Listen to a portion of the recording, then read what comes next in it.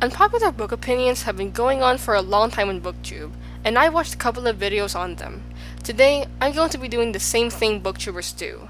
I'm going to be reacting, giving my thoughts, and agreeing or disagreeing with opinions I've found throughout the internet. But before we start, I have to give a disclaimer. These are just my opinions, and if you disagree with my opinions, it's okay because everyone has their own opinion. So, with that being said, let's get started. So, the first one. The Goblet of Fire is irrelevant. The Goblet of Fire is the fourth book in the Harry Potter series, and just reading this unpopular opinion is making me say, wait, what?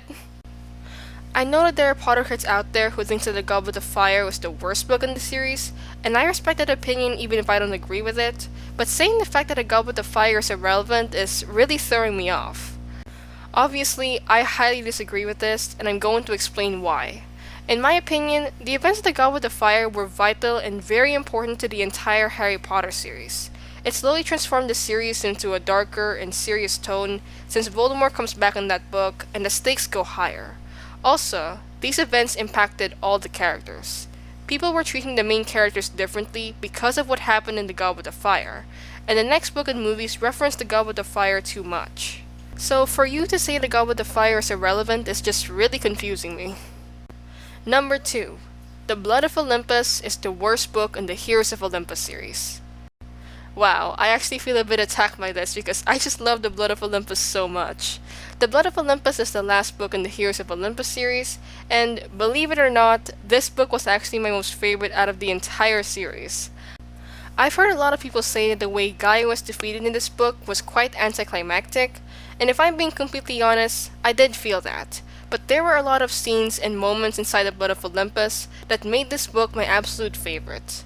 Like the scene when the gods were fighting side by side with their kids in the final battle, and Reyna and Nico's dynamic in this book was just amazing. Also, the scene when Percy kissed Annabeth right in front of the place where the Poseidon and Athena rivalry started was just a great move by Rick. So, I disagree with this opinion. Number 3. Simon and Clary dating feels weird. I highly agree. Simon Lewis and Clary Frey are characters from the Mortal Instruments series, and in that series, the two of them were childhood best friends. But around the second book, Simon and Clary sort of turned into a couple. They weren't officially dating, but they kinda were.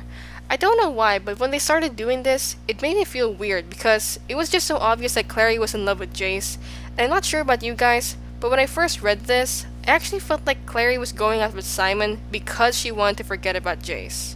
I don't know why, but that's just what I felt for some reason. So, overall, I agree with this one, and I think it's better if Clary and Simon just remain as friends. Number 4. I hate Piper McLean.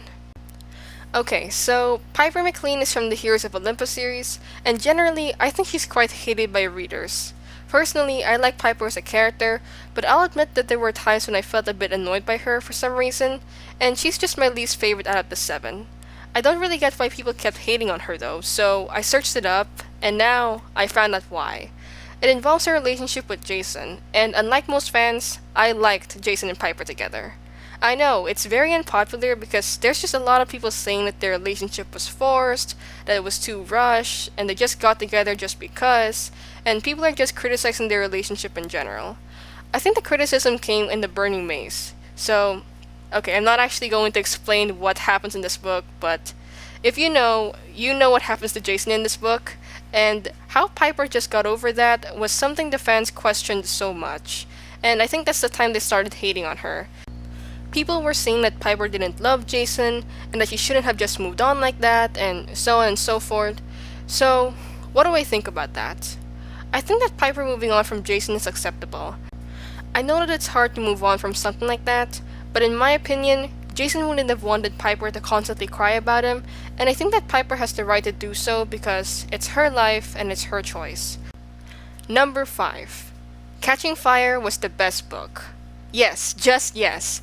Catching Fire is the second installment in the Hunger Games trilogy by Suzanne Collins, and personally, Catching Fire is my most favorite out of the entire series. I know that there are people who are going to disagree with me and tell me the first book was the best, but for me, Catching Fire is just the best book in the series. I rated it a 5 out of 5 stars because the characters, the plot, the cliffhanger ending was just spectacular. I've never read a book as fast as I've read this book, and I think I practically devoured this one. Number 6. Neville should have been the one to kill Bellatrix. Agree. Neville Longbottom and Bellatrix Lestrange are characters from the Harry Potter series, and I've heard his opinions said by so many Potterheads, and personally, I really wish this happened. We all know by the end of the Deathly Hallows, Molly Weasley kills Bellatrix, and don't get me wrong, I just really love this scene and I think it's really epic, but I think Neville killing Bellatrix would be much more fitting. Bellatrix and a group of Death Eaters tortured Neville's parents, Alice and Frank Longbottom, to the point that they couldn't even recognize their own son. So, even if I think that Molly's standoff with Bellatrix was epic, I think Neville killing Bellatrix would have been a satisfying scene to read. Number 7. Percy Weasley should have died instead of Fred. Fully agree. From Goblet of Fire to Half-Blood Prince, I just hated Percy because of his attitude towards his family, and he was choosing the Ministry of Magic over them. Okay, so I know that he does get a bit of redemption in the Deathly Hallows, but I didn't accept him that much. I was glad that he realized his mistakes and how he apologized to his family, but I think he should have died instead of Fred. Number 8. Allegiant was the best book in the series. Wait, what? Okay, so Allegiant is the third and final book in the Divergent trilogy by Veronica Roth, and I highly disagree with this. Personally, this is my least favorite book out of the entire trilogy, and it's mainly because of its slow pacing, and the ending of this book was just something I never expected. Obviously, I'm not gonna say it, but that ending just crushed me. In my opinion, Insurgent was the best book out of the trilogy, because we got to understand the factions and the characters more here, and even if Allegiant gave us the truth about the world Veronica Roth made, Allegiant is still my least favorite out of the series. Number 9. The Mortal Instruments series should have been a trilogy. Okay, so I actually sort of agree with this. If you didn't know, the Mortal Instruments series was originally a trilogy, but the author, Cassandra Clare, decided to add 3 more books to the series. So now, there are 6 books. I recently read this series, and as of now, I finished the first 4 books, and I really loved them, but I don't know if I'm going to be finishing this series though. After I read the 3rd book, The City of Glass, I was satisfied with the ending, and I was really confused as to why there were 3 more books because everything seems so done in The City of Glass. The villain was defeated, the main characters are happy, and overall it seemed pretty finished. Because of this, I was quite hesitant to go into the 4th book, but I did read it in the end.